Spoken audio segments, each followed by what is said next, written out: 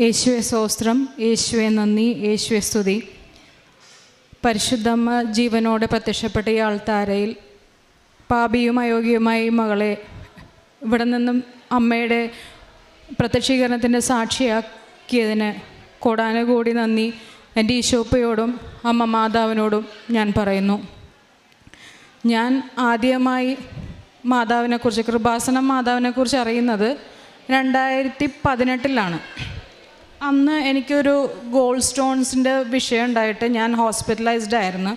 അപ്പോൾ എൻ്റെ മമ്മി എന്ന് പറഞ്ഞാൽ എൻ്റെ ഹസ്ബൻഡിൻ്റെ മമ്മി, എൻ്റെ മമ്മി വന്നിട്ട് പറഞ്ഞു, നീ ഇതൊന്നും തലക്കും ഭാഗത്തെങ്കിലും വെച്ച് കിടക്ക്, അപ്പം നിൻ്റെ വേദനക്ക് ശമനം ഉണ്ടാവുമെന്ന് പറഞ്ഞു. ഞാൻ മാതാവിൻ്റെ വലിയൊരു ഞാൻ എൻ്റെ മോൻ്റെ പ്രായമുള്ളപ്പോൾ മുതൽ എനിക്ക് മാതാവിനെ ഭയങ്കര ഇഷ്ടമാണ്. അത് അന്നും ഇന്നും എനിക്ക് ഭയങ്കര ഇഷ്ടമാണ്.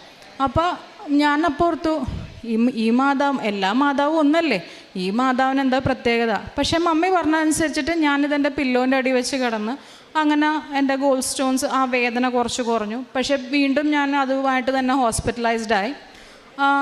അപ്പോൾ അന്നും അത്ര സീരിയസ് ആയിട്ട് ഞാൻ എടുക്കാണ്ട് ഞാനങ്ങ് പ്രാർത്ഥിച്ചും കാര്യങ്ങളൊക്കെ ആയിട്ടങ്ങ് പോയി. ഞാൻ ഇവിടെ വന്ന് ഉടമ്പടി എടുക്കാനുള്ള പ്രധാന കാരണം എൻ്റെ മൂത്ത മോളാണ്. അവളുടെ പേര് ആൽത്തിയ ജസു. 10th പഠിക്കുമ്പോഴത്തേക്കും പഠിക്കാൻ ഭയങ്കര മടിയാണ്. പഠിക്കാൻ കഴിവില്ലാഞ്ഞിട്ടൊന്നുമല്ല, പക്ഷേ പഠിക്കത്തില്ല അവൾ പഠിക്കണ സമയത്ത് ഉറങ്ങുക, അല്ലെങ്കിൽ ബുക്ക് എന്തെങ്കിലും സ്റ്റോറീസ് റീഡ് ചെയ്തിരിക്കുക, അങ്ങനെയുള്ള ഇതാണ് അവൾ ചെയ്തുകൊണ്ടിരുന്നത്. അപ്പോൾ നമ്മളുടെ കയ്യിൽ എത്ര പിടിച്ചിരുത്തിയാലും അവൾ അങ്ങനെ പഠിക്കണില്ല. അങ്ങനെയാണ് ഞങ്ങൾ ആദ്യമായിട്ട് ഇവിടെ വന്ന് ഉടമ്പടി അവൾക്ക് വേണ്ടി വന്നെടുക്കുന്നത്. അവൾക്ക് വേണ്ടി ഞങ്ങൾ 2019 ജനുവരിയിലാണ് ഞാനും എൻ്റെ ഹസ്ബൻഡും കൂടെ ഇവിടെ വന്ന് ഉടമ്പടി എടുത്തിട്ട് പോയി പ്രാർത്ഥിച്ചു ഒക്കെ ചെയ്തു.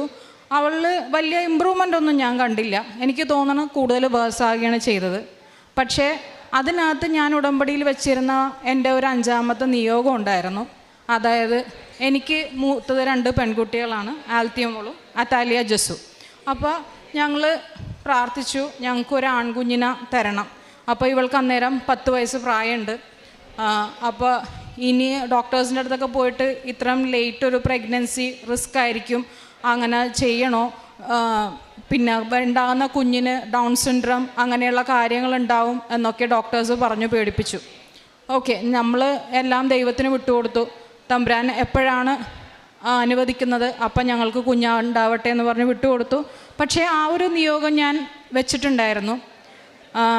എൻ്റെ ഹസ്ബൻഡ് ജാനുവരി 7th തിരിച്ച് റിയാദിലേക്ക് പോയി. ഇവൾ തീരെ പഠിക്കാതായപ്പോഴത്തേക്കും ചൈന വീണ്ടും ജാനുവരി 24 തിരിച്ചു വരേണ്ടി വന്നു. അപ്പോൾ അന്നേരം എന്ന് വെച്ചാൽ പിറ്റേ മാസം നമ്മൾ നെക്സ്റ്റ് മന്തും നമ്മളിവിടെ വന്ന് ചൊവ്വാഴ്ചകളിൽ വന്ന് ധ്യാനം കൂടണമെന്നുണ്ടായിരുന്നു. ഇന്നത്തെ ഓൺലൈനിൽ ചെയ്യണം എന്നുള്ള പോലെയല്ല. പിറ്റേ മാസം ഞാനും എൻ്റെ ഹസ്ബൻഡും കൂടെ ഇവിടെ ഈ നടയിൽ വരുന്നത് എൻ്റെ മോനെ പ്രഗ്നൻ്റ് ആയിട്ടുകൊണ്ടാണ് ഞാൻ വരുന്നത്. അപ്പോൾ ഒരിക്കലും നടക്കില്ല കാര്യം, ഞാൻ തിരിച്ചു പോയി വരാനുള്ള ഒരു സാഹചര്യമില്ല. പക്ഷേ മാതാവ് അതിന് ഒരു സാഹചര്യം ഉണ്ടാക്കി. എൻ്റെ മോൾ തന്നെ പഠിക്കാതെ ആയപ്പോഴത്തേക്കും എൻ്റെ മാതാവ് അതിന് സാഹചര്യം ഉണ്ടാക്കി ചയം വന്നു. അങ്ങനെ എനിക്ക് ഈ മോനെ ഞാൻ പ്രഗ്നൻ്റ് ആയപ്പോഴും ഇവിടെ ഞാൻ ചൊവ്വാഴ്ച വന്നപ്പോൾ അന്ന് അച്ഛനെ കാണാൻ നമുക്ക് ആഗ്രഹമുണ്ട്, പക്ഷേ അത് നടക്കില്ലെന്നറിയാം. പക്ഷേ അന്ന് അച്ഛൻ ധ്യാനം കഴിഞ്ഞപ്പോൾ വിളിച്ചു പറഞ്ഞു, ക്യാൻസർ രോഗികളും ഗർഭിണികളായിട്ടുള്ളവരും വന്ന് അച്ഛനെ കണ്ടോളാൻ വേണ്ടി പറഞ്ഞു. അപ്പോൾ ദൈവത്തിൻ്റെ കൃപയാൽ എനിക്ക് അച്ഛനെ വന്ന് കാണാൻ ഭാഗ്യം ലഭിച്ചു. അപ്പോൾ ഞാൻ അച്ഛനോട് പറഞ്ഞു, അച്ഛൻ എനിക്കിങ്ങനെ ഗോൾഡ് സ്റ്റോൺസിൻ്റെ ഇഷ്യൂ ഉണ്ട്, അപ്പോൾ ഈ പ്രഗ്നൻസിക്ക് എന്തെങ്കിലും. അപ്പോൾ അച്ഛൻ എൻ്റെ വയറ്റത്ത് തൈലം സൈത്ത് പൂശിയിട്ട് പ്രാർത്ഥിക്കാൻ പറഞ്ഞു, വിശ്വാസ പ്രമാണം ചൊല്ലി പ്രാർത്ഥിക്കാൻ പറഞ്ഞു. നിനക്ക് ഒരു കുഴപ്പമുണ്ടാവില്ല, നല്ലൊരു കുഞ്ഞിനെ ദൈവം നിനക്ക് തരും എന്ന് പറഞ്ഞിട്ട് അച്ഛൻ എന്നെ പറഞ്ഞയച്ചു. ആരും പറഞ്ഞാൽ വിശ്വസിക്കാത്തൊരു അനുഭവം എന്ന് വെച്ചാൽ ഇവൻ എനിക്ക് മാതാവ് തന്നത് ഒക്ടോബർ 4 അപ്പോൾ എൻ്റെ 2 പേരും സിസേറിയനാണ്. അതുപോലെ 3ാമത്തെ ആളും സിസേറിയൻ അവർ ഓൾറെഡി ഫിക്സ് ചെയ്തു. അവിടെ ചെന്ന് തലേദിവസം ഞങ്ങൾ പോയി അഡ്മിറ്റായി. അപ്പോൾ ഭയങ്കര ചൂട്. അപ്പോൾ ഞങ്ങൾ 2 പേരും 2 സെപ്പറേറ്റ് കട്ടിൽ മേലായിട്ട് കിടക്കുക. അപ്പോൾ വെളുപ്പിനൊരു 3 മണിയായിട്ടുണ്ട്. ഞാനിങ്ങനെ സ്വപ്നം കാണുക. അതായത് ഒരു നല്ല വെള്ള ഉടുപ്പൊക്കെ ഇട്ടിട്ട് ഒരു ചിറകൊക്കെ വെച്ചിട്ടൊരു മാലാക എൻ്റെ അടുത്ത് സ്വപ്നത്തിൽ വന്നിട്ട് പറയാ, നിനക്ക് ആൺകുഞ്ഞാണ് കേട്ടോ എന്ന് പറഞ്ഞ്. അപ്പം ഞാൻ വിചാരിച്ച് ആയിരിക്കും, ഞാനൊന്നും ആരോടും പറഞ്ഞില്ല. അങ്ങനെ എന്നെ ഡെലിവറിക്ക് കയറ്റി, സിസേറിയന് കയറ്റി. 11:30 ആയപ്പോഴത്തേക്ക് എൻ്റെ സിസേറിയൻ കഴിഞ്ഞു. സിസേറിയൻ കഴിഞ്ഞപ്പോഴത്തേക്ക് ഞാൻ അവിടുത്തെ സിസ്റ്ററിനോട് ചോദിച്ച്, സിസ്റ്ററെ എന്ത് കുഞ്ഞാണെന്ന് ചോദിച്ച്. അപ്പോൾ സിസ്റ്റർ പറയണേണ്, നിനക്കൊരു ആൺകുഞ്ഞാണ്. സത്യം പറഞ്ഞാൽ അന്നേരം ഞാൻ കരഞ്ഞുപോയി. കാര്യം എൻ്റെ അടുത്ത് വന്ന് പറഞ്ഞ് ഞാൻ അന്നേരം ആരോടും ഞാൻ പറഞ്ഞിട്ടില്ല. പക്ഷേ ഈ തിരുനട മുമ്പ് സാക്ഷ്യമായിട്ട് ഞാൻ പറയണേണ്, അന്ന് ഞാൻ എൻ്റെ അടുത്ത് പറഞ്ഞു നിനക്ക് ആൺകുഞ്ഞാണെന്ന് സ്വപ്നത്തിൽ പറഞ്ഞ കാര്യം, എനിക്ക് ഈ ഒരു കുഞ്ഞിനെ എനിക്ക് തമ്പുരാൻ തന്ന് അനുഗ്രഹിച്ചു. ഈ കുഞ്ഞിൻ്റെ പേര് കാരണം മാതാവിൻ്റെ പേരും കൂടെ ചേർത്താണ് ഞാൻ ഇട്ടേക്കണത്. ആക്ലിസ് മാരിയോ ജസു എന്നാണ് ഞാൻ ഇട്ടേക്കണത്. അപ്പോൾ തമ്പുരാൻ തന്ന ഈ ഒരു വലിയ അനുഗ്രഹത്തിന് ഞാൻ കോടാനുകോടി നന്ദി പറയണേണ്. ഈ എൻ്റെ മകള് പഠിക്കാത്ത മോളായിരുന്നു. എൻ്റെ മാതാവ് 85% SSLCയും 75% +2. അത് കഴിഞ്ഞ് ഞങ്ങൾ എൻ്റെ മോളെ ഈ കൊച്ചി വിട്ട് ഒരു സ്ഥലത്ത് പഠിപ്പിക്കാൻ വേണ്ടി ഞങ്ങൾ ആഗ്രഹിച്ചിട്ടില്ല. എൻ്റെ കൂടെ തന്നെ നിർത്തണമെന്ന് ആഗ്രഹിച്ച് പഠിപ്പിച്ച മകളാണ്. പക്ഷേ ദൈവത്തിൻ്റെ പദ്ധതി വേറെ ആയിരുന്നു.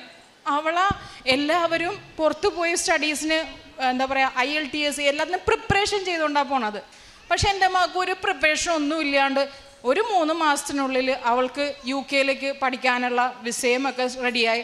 അവളിന്ന് BSc psychology second year complete ചെയ്തിട്ടാണ് അവളിപ്പോൾ ഇവിടെ വന്നിരിക്കണത്. അതുകൂടാണ്ട് പിന്നെ അപ്പോൾ ഇവനായിക്കഴിഞ്ഞപ്പോഴത്തേക്കും എൻ്റെ വേറെ വീട്ടിൽ ആരുമില്ല. അപ്പം നമ്മൾ നോക്കണം. അപ്പം പ്രാർത്ഥനാ ജീവിതത്തിൽ കുറച്ചൊരു പുറകോട്ട് ഞാൻ പോയി. അപ്പം എൻ്റെ മാതാവിന് തോന്നി നിന്നിങ്ങനെ വിട്ടാൽ ശരിയാവില്ല. അപ്പം എൻ്റെ പപ്പയുടെ അസുഖത്തിൻ്റെ രൂപത്തിൽ മാതാവ് കടന്നു വന്നു. എൻ്റെ പപ്പയ്ക്ക് PSP എന്ന് പറഞ്ഞൊരു അസുഖം വന്നു. അപ്പോൾ എൻ്റെ പപ്പയ്ക്ക് വേണ്ടിയിട്ട് ഞാൻ വീണ്ടും അപ്പം എൻ്റെ കയ്യിൽ നിന്ന് പഴയ ഉടമ്പടി പത്രം നഷ്ടപ്പെട്ടു. അപ്പോൾ പപ്പയ്ക്ക് വേണ്ടി ഞാൻ ആദ്യം ഓൺലൈൻ ഉടമ്പടി എടുത്ത്. അപ്പോൾ അത് കഴിഞ്ഞപ്പോഴത്തേക്കും ഞാൻ രണ്ടാമത് ഇവിടെ വന്ന് ഏപ്രിൽ 18 ഞാനിവിടെ വന്ന് ഉടമ്പടി എടുത്തപ്പോഴത്തേക്കും അതിനകത്ത് ഞാൻ എൻ്റെ ഒരു കസിൻ സിസ്റ്റർ ഉണ്ട്. ആ കസിൻ സിസ്റ്ററിൻ്റെ ലൈഫ് ചെറിയ പ്രശ്നങ്ങളായിട്ടൊക്കെ ഇരിക്കണമായിരുന്നു. അപ്പം ഞാൻ ആളുടെ ജീവിത സാഹചര്യങ്ങളൊക്കെ വെച്ചിട്ട് ഞാൻ ഉടമ്പടിയിൽ വെച്ചിട്ടുണ്ടായിരുന്നു. അപ്പോൾ ദൈവത്തിൻ്റെ കൃപയാൽ അവരുടെ പ്രശ്നങ്ങളിലൊക്കെ ഇപ്പോൾ വളരെയധികം മാറ്റങ്ങൾ ഉണ്ടായിട്ടുണ്ട്. ചേച്ചി ഇവിടെ വന്ന് ഉടമ്പടി എടുത്തിട്ടുണ്ട്. ആ ചേട്ടനും ഇവിടെ വന്ന് ഉടമ്പടി എടുത്തിട്ടുണ്ട്. ദൈവത്തിൻ്റെ കൃപയാൽ അവരുടെ ജീവിതം മാതാവ് ധന്യമാക്കുമെന്ന് ഞാൻ പരിപൂർണമായിട്ടും വിശ്വസിക്കുന്നു. പിന്നെ ഇതിൽ മെയിനായിട്ടെന്ന് വെച്ചിട്ടുണ്ടെങ്കിൽ എൻ്റെ മോള് UK അതായത് ജൂലൈ 19 വെള്ളിയാഴ്ചയാണ്. അപ്പം ഞാൻ രാവിലെ പള്ളിയിലൊക്കെ പോയിട്ടും വന്ന് എൻ്റെ പപ്പയുടെ കൂടെ, പപ്പയ്ക്ക് PSP ആയത് കാരണം പപ്പയ്ക്ക് ഒറ്റയ്ക്ക് ഒരിടത്തും പോകാൻ പറ്റില്ല. അപ്പോൾ ഗവൺമെൻറ് ഓഫീസിൽ കുറച്ച് റിലേറ്റഡ് ആയിട്ട് കാര്യങ്ങളൊന്നും പപ്പയുടെ കൂടെ ഞാൻ പോയി. അത് കഴിഞ്ഞ് പപ്പയുടെ അടുത്ത് വന്ന് പപ്പനമ്മയായിട്ട് ചേച്ചിയുടെ വീട്ടിലാണ് എൻ്റെ ഫാദർ. അപ്പോൾ അവിടെ വന്ന് ഞാനിരിക്കുമ്പോഴത്തേക്കും എന്നെ ഒരു ഉച്ചയ്ക്ക് 1 മണിയായിട്ടുണ്ട്. അപ്പോൾ ഇവളെന്നെ വിളിക്കുക, മമ്മി എനിക്ക് ശ്വാസം കിട്ടണില്ല മമ്മി എന്നും പറഞ്ഞിട്ടുണ്ട്. ഞാൻ നോക്കുമ്പോൾ ഇവളെന്നെ വീഡിയോ കോളാണ് വിളിക്കുന്നത്. മമ്മി എനിക്ക് ശ്വാസം കിട്ടണില്ല. ഞാൻ നോക്കുമ്പോൾ എൻ്റെ മോള് ഇങ്ങനെ കണ്ണൊക്കെ മലച്ച് വല്ലാതെ ബുദ്ധിമുട്ടിക്കൊണ്ട് നിൽക്കണേ എൻ്റെ കുഞ്ഞ്. ഞാൻ പറഞ്ഞ്, എൻ്റെ മാതാവേ, എനിക്ക് എന്ത് പരീക്ഷ തന്നാലും ശരി, ഞാൻ എൻ്റെ ഈശോപ്പനെ മാതാവിനെ ഞാൻ ഒരു കാലത്തും തള്ളിപ്പറയൂല എന്ന് പറഞ്ഞിട്ട് ഞാൻ ഒത്തിരി കരഞ്ഞ് ഞാൻ പ്രാർത്ഥിച്ച്. ആ മൊബൈലിലൂടെ എൻ്റെ താലിമാലയുടെ കൂടെ മാതാവിൻ്റെ പെൻഡൻറ്റും ഉണ്ട്. ഞാൻ എൻ്റെ ജപമാലയുടെ കുരിശും കൂടെ എൻ്റെ മോളുടെ ആ മൊബൈലിൽ വെച്ചിട്ട് ഞാൻ പ്രാർത്ഥിച്ച്, എൻ്റെ അമ്മ മാതാവ് എൻ്റെ കുഞ്ഞിനൊന്നും വരുത്തൂലെന്ന് ഞാൻ വിശ്വസിക്കണേണ്. എൻ്റെ മാതാവ് സഞ്ചാരി മാതാവ് എന്ന് പറയണത് അതാണ്. കാര്യം എൻ്റെ അപ്പയും അമ്മയും കൂടെ അവിടെ ചെന്നിട്ടുണ്ടായിരുന്നു. അവിടെ UK അറിയാം, ഇവിടെ ഈ ആംബുലൻസ് വരാനും അതേപോലെ ഡോക്ടേഴ്സ് അറ്റൻഡ് ചെയ്യുക എന്നൊക്കെ പറയണത് ഭയങ്കര ബുദ്ധിമുട്ടുള്ള കാര്യങ്ങളാണ്. അതായത് മണിക്കൂറുകളെടുക്കും. പക്ഷേ വിളിച്ച ഉടനെ ആംബുലൻസ് വരികയും കൊച്ചിനെ അവിടെ കൊണ്ട് അഡ്മിറ്റാക്കി. ഡോക്ടേഴ്സ് വന്ന് പെട്ടെന്ന് അവളെ ചെക്ക് ചെയ്തപ്പോൾ പറഞ്ഞ് വേറെ കുഴപ്പം. അപ്പോൾ ഞാനിത് പ്രാർത്ഥിച്ചുകൊണ്ടിരിക്കുന്ന സമയത്ത് എനിക്ക് സങ്കീർത്തനം 6-ാം അധ്യായം, അതായത് ദുഃഖിതൻ്റെ വിലാപം എന്നുള്ള ചാപ്റ്ററാണ് എനിക്ക് കിട്ടുന്നത്. അപ്പോൾ അതിനകത്ത് എന്നോട് പറയേണ്ടത്, നിൻ്റെ വേദന ദൈവത്തിൻ്റെ അടുത്ത് ചെന്നിട്ടുണ്ട്. അപ്പോൾ എനിക്ക് ഉറപ്പായി എൻ്റെ കുഞ്ഞിനൊന്നും ഉണ്ടാവില്ലെന്ന് എനിക്ക് ഉറപ്പായി. അപ്പോഴും ഞാൻ പ്രാർത്ഥിച്ചുകൊണ്ടിരുന്നേച്ച്, എൻ്റെ മാതാവ് എൻ്റെ കുഞ്ഞിനൊന്നും വരുത്തരുത് എന്ന് പ്രാർത്ഥിച്ചുകൊണ്ടിരുന്നേച്ച് ഞാൻ. അപ്പോൾ ഡോക്ടേഴ്സ് വന്നിട്ട് പറഞ്ഞ് കുഴപ്പമില്ല, അവൾക്കത് പാനിക് അറ്റാക്ക് വന്നതാണ്. കാര്യം ഇവൾക്ക് സെക്കൻഡ് ഇയറിലൊരു ഡെസേർട്ടേഷൻ ഉണ്ടായിരുന്നു. ആ ഡെസേർട്ടേഷൻ പ്രോപ്പറായിട്ട് അവൾക്ക് പ്രസൻറ്റ് ചെയ്യാൻ പറ്റിയില്ല. അപ്പോൾ അതിൻ്റെ ടെൻഷനും പിന്നെ രണ്ടാമത് റിപ്പീറ്റഡ് ഡെസർട്ടേഷൻ്റെ പ്രിപ്പറേഷനും നൈറ്റ് പ്രിപ്പറേഷനും എല്ലാം കൂടി ആയപ്പോഴത്തേക്കും കൊച്ചാകെ ടെൻസ്ഡായി വറീഡായി അങ്ങനെ വന്നതാണ് പാനിക് അറ്റാക്ക്. അപ്പോൾ അവൾക്ക് ഗ്യാസസ്, അതായത് ഓക്സിജനും കാർബൺ ഡൈ ഓക്സൈഡും തമ്മിലുള്ള ബാലൻസിങ്ങിനുള്ള പ്രശ്നം വന്നപ്പോഴത്തേക്കും കൊച്ച് ബോധം മറഞ്ഞുപോയി. പിന്നെ അവർ CPR ഒക്കെ കൊടുത്തിട്ടാണ് ശരിക്കും കൊച്ച് കോൺഷ്യസ് ആയത്. അപ്പോൾ സഞ്ചാരി മാതാവും എൻ്റെ അപ്പയും കൂടെ അവിടെ ചെന്ന് എൻ്റെ മോളെ ഒരാപത്തും കൂടാണ്ട്, കാര്യം നമുക്കിവിടെയൊക്കെ ആണെങ്കിൽ നമുക്ക് ഓടി പോവാമല്ലോ നമ്മുടെ കുഞ്ഞിൻ്റെ അടുത്ത്, പക്ഷെ എൻ്റെ മോളുടെ അടുത്ത് ആരും ചെല്ലാനില്ലല്ലോ. പക്ഷെ ആ സമയത്ത് ഒത്തിരി കരങ്ങൾ എവിടെ നിന്ന് വന്നെന്നറിയില്ല. ഞങ്ങളുടെ പഴയ കമ്പനിയിലുണ്ടായിരുന്ന വിജുചേട്ടൻ എന്ന് പറയും, ഞങ്ങളുടെ എൻജിനീയറായിരുന്നു. പുള്ളിയാണെങ്കിലും അവിടെ നിന്ന് 2.5 മണിക്കൂർ ദൂരമുണ്ട്, മീൻസ് ട്രെയിനിന് അവിടെ നിന്ന്. ആ പുള്ളി ആ കറക്റ്റ് സമയത്ത് അവിടെ ഹോസ്പിറ്റലിൽ ചെല്ലാനും അന്നേരം ഒരു റൂംമേറ്റെങ്കിലും അവളുടെ റൂമിൽ ഉണ്ടായിരുന്നതും ഒക്കെ വലിയ മാതാവിൻ്റെയും എൻ്റെ ഈശോപ്പയുടെയും അനുഗ്രഹമാണെന്ന് ഞാൻ പരിപൂർണമായിട്ടും വിശ്വസിക്കുന്നു. ഇവള് ശരിക്കും ഡിസംബറിൽ വരാനിരുന്നതാണ്, പക്ഷേ മാതാവ് കൊണ്ടുവരാതിരുന്നതായിരിക്കുള്ളൂ. കാര്യം എൻ്റെ കുഞ്ഞിവിടെ വന്ന് ഉടമ്പടി എടുക്കാനും എൻ്റെ മോൾക്ക് വേണ്ടിയല്ല ഞാൻ ആദ്യം ഉടമ്പടി എടുത്തത്. അപ്പം എൻ്റെ മോള എൻ്റെ അമ്മയും ഈ ജീവിതത്തിൽ ഉടനീളം എൻ്റെ മാതാവ് എൻ്റെ മോളുടെ കൂടെ ഉണ്ടാവാൻ വേണ്ടിയിട്ട് തന്നെയാണ് എൻ്റെ മാതാവ് എൻ്റെ കുഞ്ഞിനെ ഈ സമയത്ത് കൊണ്ടുവരാനും. അവൾ ഇന്നിപ്പോൾ ഉടമ്പടി എടുത്തിട്ടുണ്ട്. അവൾ തിരിച്ച് സെപ്റ്റംബർ 17 തിരിച്ച് UK അവളുടെ ഫൈനൽ ഇയർ പഠിക്കാൻ വേണ്ടി പോവുകയാണ്. എല്ലാവരും എൻ്റെ മോൾക്ക് വേണ്ടി പ്രത്യേകം പ്രാർത്ഥിക്കണം. അവൾ സൈക്കോളജിയാണ് എടുത്തേക്കണത്. ദൈവത്തിൻ്റെ വേല ചെയ്യാനായിട്ട് എല്ലാവരെയും മനസാന്നിധ്യം എല്ലാവർക്കും ഇത് കൊടുക്കാനുള്ള ഒരു കൃപ അവൾക്ക് ദൈവം കൊടുക്കട്ടെ എന്നും ഞാൻ എൻ്റെ ഈശോപ്പയോടും അമ്മയോടും പ്രാർത്ഥിക്കുന്നു. പിന്നെ ഇതെൻ്റെ രണ്ടാമത്തെ മോളാണ്. അവൾക്ക് ടൈക്കോണ്ടോ അവൾ പഠിക്കുന്നുണ്ട്. അപ്പോൾ അവളുടെ ഫസ്റ്റത്തെ ഒരു ചാമ്പ്യൻഷിപ്പായിരുന്നു ഇവിടെ ആലപ്പുഴയിലാണ് നടന്നത്. അപ്പോൾ എൻ്റെ അടുത്ത് പറഞ്ഞു, മമ്മി നമുക്ക് പോകുമ്പോൾ കൃപാസനത്തിൽ കയറിയിട്ട് പോവാട്ടെ മമ്മി എന്ന് പറഞ്ഞ്. ഞാൻ പറഞ്ഞു ഓക്കെ നമുക്ക് കയറിയിട്ട് പോവാം. അപ്പോൾ ഞങ്ങളിവിടെ എത്തിയപ്പോഴത്തേക്ക് ഏകദേശം 12:30 മണി കഴിഞ്ഞു. അപ്പോൾ 1:30 അവിടെ റിപ്പോർട്ട് ചെയ്യണം. അപ്പോൾ പറഞ്ഞു മമ്മി ഞാൻ അപ്പം നമ്മൾ പറഞ്ഞു എന്നാൽ നമുക്ക് കയറി മാതാവിൻ്റെ അടുത്ത് പ്രാർത്ഥിച്ചിട്ട് തിരിയും കത്തിച്ച് പോവാമെന്ന് പറഞ്ഞു. അങ്ങനെ ഞങ്ങളിവിടെ വന്ന് കയറി തിരി കത്തിച്ചു പ്രാർത്ഥിച്ചിട്ട് ഞങ്ങൾ പോയി. അത്ഭുതം എന്ന് പറയാനേ കാര്യം അവൾ ഇന്നേ വരെ ഒരു ചാമ്പ്യൻഷിപ്പ് പോലും അറ്റൻഡ് ചെയ്തിട്ടില്ല. അപ്പോൾ തൈക്കോണ്ടോയിൽ പുംസയും ക്യൂറിഗിയും 2 ഇതാണുള്ളത്. അപ്പോൾ അതിനകത്ത് പുംസയ്ക്ക് പെയർ പുംസയും അതേപോലെ ഇൻഡിവിജ്വൽ പുംസയും ഇതിന് 2നും ഗോൾഡും അതേപോലെ ക്യൂറിഗിക്ക് സിൽവർ മെഡലും നൽകി മാതാവ് അനുഗ്രഹിച്ചു. ഞങ്ങൾ പിറ്റേ ദിവസം തന്നെ ഇവിടെ വന്ന് അവൾ മെഡൽ കൊണ്ടുവന്ന് മാതാവിനെ മുത്തിച്ചിട്ടാണ് ഞങ്ങളിവിടെ നിന്ന് തിരിച്ചു പോയത്. ഇത്രയും വലിയ ഇതൊന്നുമല്ല ശരിക്കും പറഞ്ഞാൽ എന്താ പറയുക, കുറേ അനുഗ്രഹങ്ങളുണ്ട്. പക്ഷേ എൻ്റെ പ്രാർത്ഥനാ ജീവിതത്തിൽ ഞാൻ പറഞ്ഞില്ലേ ഇവനായിക്കഴിഞ്ഞ് ഇവനെ നോക്കുക. അപ്പോൾ എൻ്റെ പ്രാർത്ഥനാ ജീവിതത്തിൽ ചെറിയ ഇതൊക്കെ വന്നു. പക്ഷേ ഇന്ന് മാതാവിൻ്റെ ജപമാല 2 കൈയും ഉയർത്തിപ്പിടിച്ച് എൻ്റെ മക്കളാണെങ്കിലും മുട്ടയിൽ നിന്ന് മുഴുവൻ ജപമാല ചൊല്ലാനും സമയം കിട്ടുമ്പോഴൊക്കെ സമ്പൂർണ്ണ ജപമാല ചൊല്ലാനും എന്നും ബൈബിൾ വായിക്കാനും ഉള്ള കൃപ നൽകി. അതേപോലെ 2 ആഴ്ച കൂടുമ്പോഴുള്ള കുമ്പസാരവും വിശുദ്ധ ബലിയിലുള്ള പങ്കാളിത്തവും ഒക്കെ തമ്പുരാൻ നൽകി അനുഗ്രഹിച്ചു. അതിന് കോടാനുകൂടി നന്ദി ഞാൻ എൻ്റെ ഈശോപ്പയ്ക്കും അമ്മയ്ക്കും ഞാൻ കരയേറ്റനാണ്. പിന്നെ എൻ്റെ കാരുണ്യ പ്രവൃത്തി എന്ന് പറയണത് ഞങ്ങളുടെ അവിടെ ഒരു വൃദ്ധസദനുണ്ട് അമ്മമാർ. അപ്പം ഞാൻ മക്കളെയുമായിട്ട് പോയി അവരെ കാണുകയും അവർക്ക് ആവശ്യങ്ങളുള്ളതൊക്കെ കൊടുക്കുകയും ചെയ്യും. അതുമാത്രമല്ല എൻ്റെ അടുത്ത് ആര് വന്നാലും എൻ്റെ കയ്യിലുണ്ടെങ്കിൽ ഞാൻ കൊടുക്കും. തമ്പുരാൻ്റെ കൃപയാൽ ഇതുവരെ അതിനൊരിതും വരുത്തിയിട്ടില്ല. പിന്നെ അതേപോലെ ചെറിയ എന്തെങ്കിലുമൊക്കെ മറ്റുള്ളവരായിട്ട് ബുദ്ധിമുട്ടുണ്ടെങ്കിൽ എനിക്ക് പിന്നെ അവരോട് സംസാരിക്കാനൊക്കെ ഇച്ചിരി ബുദ്ധിമുട്ടുള്ള കൂട്ടാണ്. പക്ഷേ അതൊക്കെ എന്നെ നിന്ന് മാറ്റി അവരോട് എനിക്ക് ചിരിച്ച് സംസാരിക്കാനും അവരുടെ കാര്യങ്ങളിൽ എന്തെങ്കിലും ആവശ്യങ്ങളുണ്ടെങ്കിൽ ചെല്ലാനും അവരെ സഹായിക്കാനും ഒക്കെ തമ്പുരാൻ എന്നെ അനുഗ്രഹിച്ചു. അതേപോലെ പ്രേക്ഷിത പ്രവർത്തനം ഇവിടെ നിന്ന് മേടിക്കുന്ന പത്രങ്ങൾ ഞാൻ കൊടുക്കാറുണ്ട്. പക്ഷേ അങ്ങനെ എല്ലായിടത്തും പോയി കാര്യം എൻ്റെ വർക്ക് എനിക്ക് 11:30 to 9:30 ആണ് ഞാൻ വർക്ക് ഫ്രം ഹോമാണ്. ഞങ്ങളുടെ കമ്പനിയുടെ തന്നെ വർക്കാണ് ഞാൻ ചെയ്യണത്. അപ്പോൾ അതിനെനിക്ക് സാധ്യമല്ല. പക്ഷേ ഞാനൊരു കാര്യം ചെയ്യുന്നത് വെച്ചാൽ എൻ്റെ ലാപ്ടോപ്പിനകത്ത് അല്ലെങ്കിൽ എൻ്റെ ഫോണിനകത്ത് ഞാൻ ചെയ്യുമ്പോൾ ഇതിൻ്റെ കൂടെ ഞാൻ ഇവിടുത്തെ സാക്ഷ്യങ്ങളും അതേപോലെ അതായത് പല ധ്യാന ഗുരുക്കന്മാരുടെ ഇതെല്ലാം ഞാൻ വെച്ച് കേൾക്കുകയും അത് ഓൺലൈനായിട്ട് ഒത്തിരി ഷെയർ ചെയ്യുകയൊക്കെ ഞാൻ ചെയ്യാറുണ്ട്. എൻ്റെ ജീവിതത്തിൽ എൻ്റെ മക്കളും എൻ്റെ ഹസ്ബൻഡ് എല്ലാവരും ഉടമ്പടിയിൽ ഈശോപ്പയുമായിട്ട് മാതാവ് വഴി ഈശോപ്പയുമായിട്ടുള്ള ഉടമ്പടിയിൽ എന്നും ജീവിക്കണമെന്ന് ഞാൻ ഈശോപ്പയോടും മാതാവിനോടും അതിൻ്റെ കൃപ ഞങ്ങൾക്ക് തരണമേ എന്ന് വിനീതമായിട്ടും എളിമയോടും ഞാൻ അപേക്ഷിക്കുന്നു. പരിശുദ്ധ അമ്മയുടെ മധ്യസ്ഥതയിലേറെ പ്രത്യേകിച്ച് ഒരു കുടുംബം ഈ 3 മക്കളുമായിട്ട് ഈ അൾത്താരയിൽ നിൽക്കുന്നത്.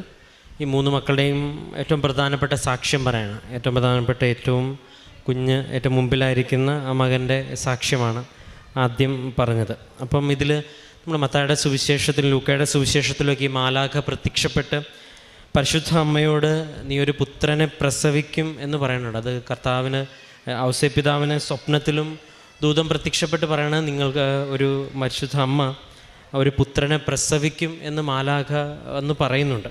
അപ്പോൾ ഈ ചേച്ചി ഈ സാക്ഷ്യം പറയുമ്പോഴും ഒരു സ്വപ്നത്തിൽ തന്നെ ഒരു മാലാഖ വന്ന് നിനക്ക് ഒരു ആൺകുഞ്ഞിനാണ് ലഭിക്കും എന്ന് പറയുമ്പം ഇങ്ങനെ ഒരു വചനവുമായിട്ടൊക്കെ ബന്ധപ്പെടുത്തി തന്നെയാണ് ഇതെല്ലാം വായിക്കുന്നതും.